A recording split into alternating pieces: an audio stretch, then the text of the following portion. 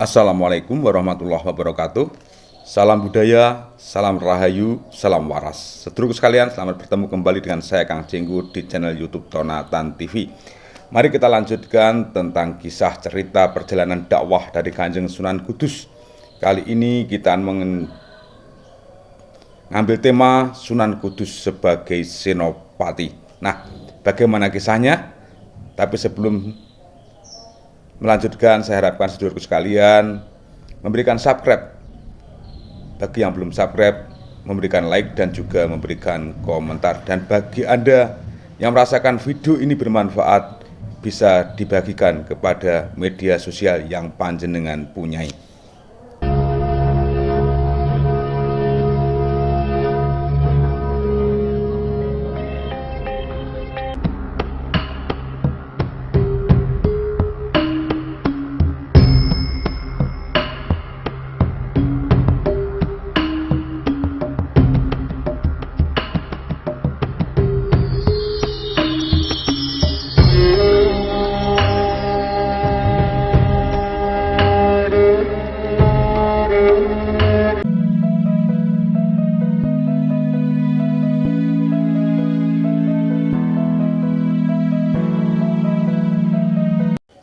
Malam pekat.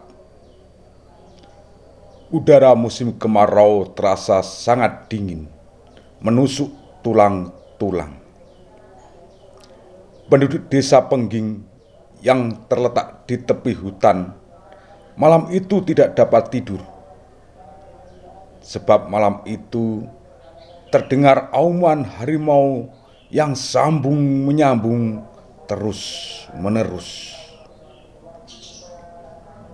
Para penduduk berjaga-jaga. Kalau malam itu harimau yang mengaum akan masuk ke desa dan memangsa hewan-hewan mereka. Tapi sampai pagi tidak ada seekor harimau tampak masuk kampung. Para penduduk penasaran. Mereka beramai-ramai masuk ke dalam hutan untuk memeriksa apakah benar di dalam hutan yang sudah sangat mereka kenal selama ini terdapat harimaunya.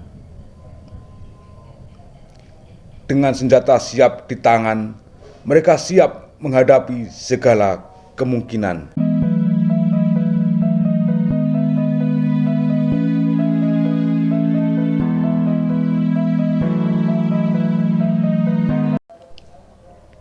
Di tengah hutan, bukan harimau yang mereka dapatkan, melainkan 7 orang santri dan seorang berjubah putih yang tampak agung berwibawa. Apakah Tuan melihat harimau di sekitar hutan ini? Tanya tetua desa. Tidak, jawab lelaki berjubah putih. Semalam kami tidur di hutan ini, tapi tidak melihat seekor harimau. Aneh. Semalaman kami tak dapat tidur karena auman suara harimau yang terus-menerus. Gumam tetua desa. Kalau begitu, namakanlah tempat ini dengan Desa Simo. Karena kau mendengar suara harimau atau Simo, padahal tak ada Simo, kata lelaki berjubah putih. Tetua desa itu menurut. Hingga sekarang tempat lelaki berjubah putih bermalam itu dinamakan Desa Simo. Lelaki berjubah putih itu kemudian meneruskan perjalanannya ke Pengging untuk menemui Adipati Kebu Kenongo, atau lebih dikenal sebagai Ki Ageng Pengging. Pagi itu, udara masih terasa menggigit tulang seiring dengan langkah lelaki berjubah putih dan 7 orang santri pengikutnya yang makin mendekati ujung desa Pengging. Tiba-tiba, di udara nampak 2 ekor gagak terbang sambil mengeluarkan suara khasnya. adanya suara burung gagak adalah lambang kematian. Berarti akan ada sosok manusia yang dicabut nyawanya oleh sang malaikat maut. Siapakah orang yang bakal mati hari ini? Siapa pula orang berjubah putih yang nampak agung dan berwibawa itu? Mengapa 7 orang santri terus mengikutinya dari belakang? Apa tujuan mereka ke desa Pengging? Pengging atau Pajang pada beberapa tahun silam bukanlah sebuah desa terpencil. Pengging adalah sebuah kadipaten yang sangat terkenal karena Adipati Handoyoningrat yang memimpinnya adalah putra Prabu Brawijaya yang tak lain adalah putra penguasa Majapahit. Adipati Handoyoningrat mempunyai 2 orang putra lelaki. Yang pertama bernama Kebo Kanigoro, yang kedua bernama Kebo Kenongo. Ketika sang adipati meninggal dunia, Kebo Kanigoro mengembara tak ketahuan rimbanya, sedang Kebo Kenongo masuk Islam menjadi murid Syekh Siti Jenar, tenggelam dalam alur faham sufi Siti Jenar sehingga pikirannya berubah, tak mau mengurus lagi kadipaten warisan orang tuanya. Ia malah mengajak rakyatnya untuk hidup wajar sebagai petani biasa.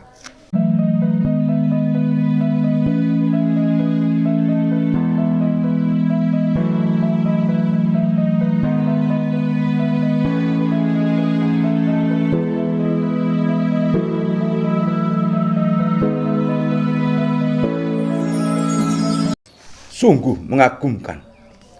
Hasil panen para petani Pengging kemudian tersebar ke penjuru desa lainnya, bahkan menggetarkan dinding-dinding istana Demak Bintoro, karena Ki Ageng Pengging tak pernah sowan menghadap Sri Sultan, dan tentu saja tak pernah menyerahkan upeti pertanda setia dan tetap tunduk kepada Demak Bintoro. Karena itulah Raden Patah segera mengutus 2 perwira untuk menengok keberadaan Ki Ageng Pengging. "Ki Ageng," kata utusan itu setelah tiba di hadapannya, "sudah 2 tahun Andika tidak menghadap Gusti Sultan Demak. Kami diperintahkan mengingatkan Andika, sebab Gusti Sultan sudah sangat merindukan kehadiran Andika selaku saudaranya."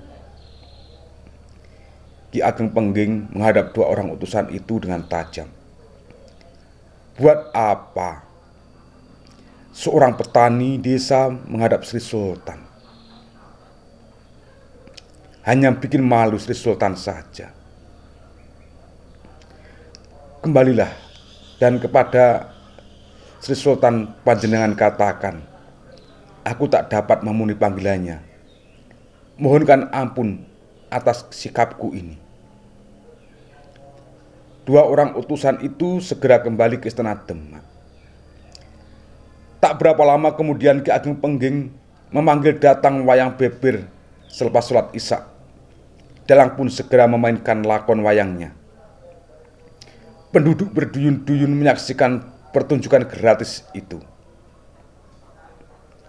Ketika hampir muncul fajar sidik di ufuk timur, tiba-tiba istri Ki Ageng Pengging mengerang kesakitan. Ia merasa si jabang bayi akan segera lahir. Ki Ageng Pengging segera memerintahkan Ki Dalang untuk mengakhiri pertunjukannya. Orang-orang pun segera sibuk menolong istri Ki Ageng Pengging.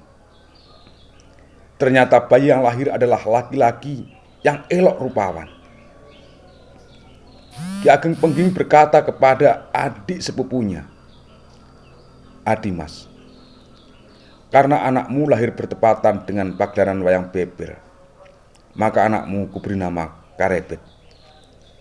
Terima kasih atas kesediaan memberi nama anak ini," ujar Ki Ageng Pengging. "Mudah-mudahan dia dapat meniru kegagahan dan watak satria dari Kakang." Ki Ageng Tingkir turut gembira atas kelahiran putra adik seperguruannya itu. Selama 3 hari ia menunggui kelahiran bayi itu di Pengging.